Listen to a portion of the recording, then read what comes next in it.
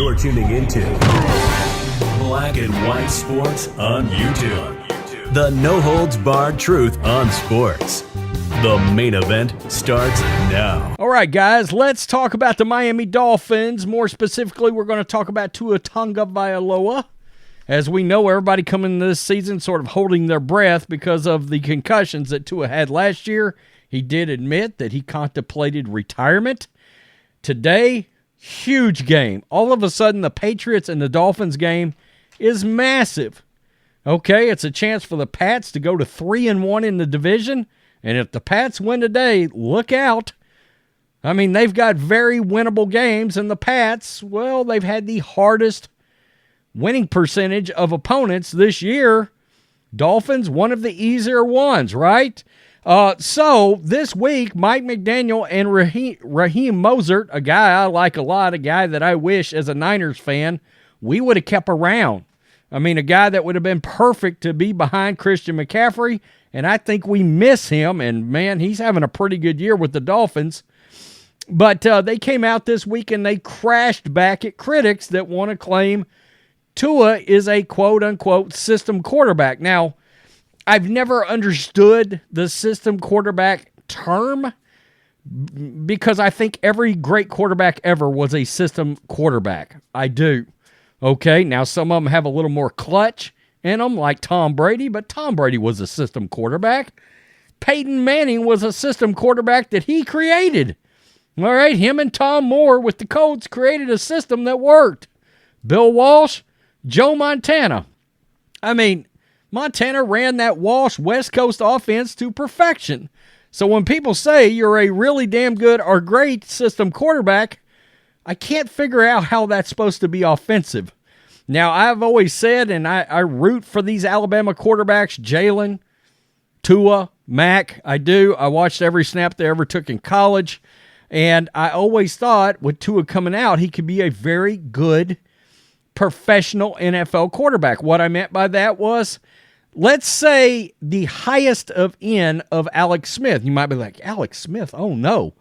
Alex Smith won a hell of a lot of games once Jim Harbaugh got a hold of him. And the fact is, Alex Smith has never had these kind of weapons or this kind of system around him to work with. Can you win a Super Bowl with Tua at quarterback? Absolutely. Absolutely. Provided that he's healthy, his weapons are healthy, the team around him is good. I mean, let's be honest, Aaron Rodgers won a Super Bowl the year that the Green Bay Packers defense was very damn good in the playoffs, okay? Same thing with Peyton Manning. Does anybody remember the postseason that Bob Sanders had for the Colts the year that Manning won the Super Bowl? It takes help from all kinds of places to get where you got to go. Now, let's just take a look at this before we dive into the article. PFF has Tua as the number 4 overall ranked quarterback in the league right now. The only people ahead of him are guys that you would sort of expect. Josh Allen, Patrick Mahomes, Lamar Jackson. Lamar Jackson, shit, he's trying to be the MVP right now, to be quite honest with you. And we're getting to a point where the one thing you can start saying about Tua is he's one of these all he does is win games kind of guys. 5-2 this year, 26-15 in his career, and he's got a 67-29 touchdown to interception ratio. And I said, when it comes to playing quarterback, the one thing I'm always going to look at is, are you accurate? Well, you're seeing right here, 66.6%, 10,000 yards, 67 touchdowns in his career. Last 2 seasons, 8.9, 9.1 at yards per attempt. And AP was 9th in the MVP voting last year, led the league last year and this year in passer rating so far. So, honest to goodness, I mean, I can't imagine why we're at a point now where people still doubt what it is Tua can do. Now, if you want to doubt whether or not he can stay healthy, that would probably be the thing that would concern me the most about Tua going forward. If he can stay healthy, if his weapons can stay healthy, if they can ever get a little more defense with the Dolphins, I think they're going to win a Super Bowl down there. I do. I mean, this team is badass, but they've got to show up against these better teams. Against the Eagles, against the Bills, you got to win those games. Okay, you do. But they're damn sure going to keep you in the mix. A guy like Tua will all the time. Let's get to this. Mike McDaniel went to bat for Tua Tagovailoa last week over the suggestion the fourth-year signal caller, quote, might be a system quarterback. For teammate and star running back Raheem Mostert, Tagovailoa's resume says it all. During a press conference last week, McDaniel vehemently disputed the notion that Tagovailoa is simply benefiting from an offense that includes four-time All-Pro Tyreek Hill. Well, you got Jaylen Waddle down there. I mean, but who cares? I mean, Joe Montana had Jerry Rice? Anybody? John Taylor? I mean, Reggie Wayne, Marvin Harrison. I mean, if anybody wants to look at lack of weapons or whatever, look at Tom Brady during a few of those years. I mean, really, and eventually he even got Julian Edelman and Rob Gronkowski at the same time. Quote, I'm about to push this podium over. McDaniel lost his shit on this. My answer to that would be, who effing cares? Because it is a team. We're working together, and I know one thing. I've coached stuff a long time. I haven't seen people do what our guys do to their credit, to their ability, and their commitment to their craft. Quote, as a teammate, we're all dependent on each other. I'm not in a hurry to prove myself without those guys because those are part of who we are. To try and say it's this person or it's that person is kind of missing the point. It is a team working together, people working together. It's kind of the same philosophy that Kyle Shanahan has. And, well, McDaniel is immediately off the Shanahan tree. We know that. Mostert told Fox News Digital, McDaniel's comments, quote, show you the type of person McDaniel is. And then he shot down criticism of Tagovailoa. Tua's a great guy, a great leader on the team. He's doing unbelievable things right now. And for people to say he's a system quarterback, I mean, is it the same system he was running at Alabama when he was having all that success? I mean, that's just a question you really got to ask. I don't believe so.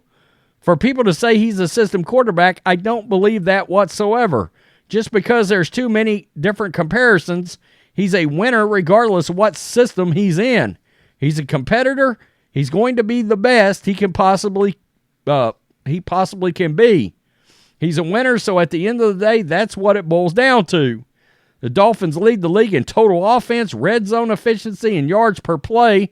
They play the Patriots. That's a monster game today, folks. It really is. In that AFC East with the Patriots, I mean, it's a game for the Patriots. If they win or lose, may hinge on what they do at the trade deadline or even influence Bill Belichick's future. So it's a huge game all the way around. The Dolphins need a win. So we'll have to see what happens there. But again, I'm always confused by the system quarterback thing. I've never understood it. I thought almost every quarterback of all time were usually a product of great coach, usually great offensive system around that coach, great quarterback running that system, and to a large extent, the weapons around them, right? I mean, Troy Aikman had Emmitt Smith and Michael Irvin in the greatest offensive line in the history of football. His coach was Jimmy Johnson. You know, I mean, it all has to go together. Although I will say, it does show you how good of a coach a guy like Bill Parcells was back in the day. You know, I mean, he got the most out of it. And look, Phil Simms was a good quarterback. But then you had Jeff Hostetler, and I mean, that's impressive. Joe Gibbs, too. You know, but like Marv Levy, and they never actually won one, but they went to 4 straight. People don't understand how great the Buffalo Bills really were. I mean, Jim Kelly, Marv Levy, you know, Thurman Thomas. God, unbelievable, you know. Tua's doing exactly what a quarterback's supposed to do. Get the ball in the hands of his playmakers. He's one of the best point guards in the league, and that's sort of what a good quarterback can be, is a really damn good point guard that distributes the ball to who it needs to go to make the most plays and score the most touchdowns. It's working. It's working. I've never understood that, and frankly, lately, you know, a lot of people were running with that Justin Herbert thing for a while. That's sort of bringing itself back to the pack, is it not? Justin Herbert and Tua, the debate, it's not so clear-cut Justin Herbert anymore. It's not. I think he's 27 and 28 now in his career. Again, he could benefit from a McDaniel, a Shanahan, a McVay, all that sort of thing. But if we're going to put it on quarterback, you get the point. Yeah, Herbert's got all the physical tools. You got to win some games, plain and simple. You do. Tua wins games. Again, the biggest issue we're ever going to have now is Tua feels like he's one bad hit from being gone. And that's the concern, I think, in my opinion, with Tua. Far as if he's healthy and can play, can you potentially win every game you play in? Yes. Yes. Tell me what you think. Peace. I'm out. Till next time. Thanks for watching the show. Be sure to like, comment, and subscribe. Be sure to tune in next time on Black and White Sports.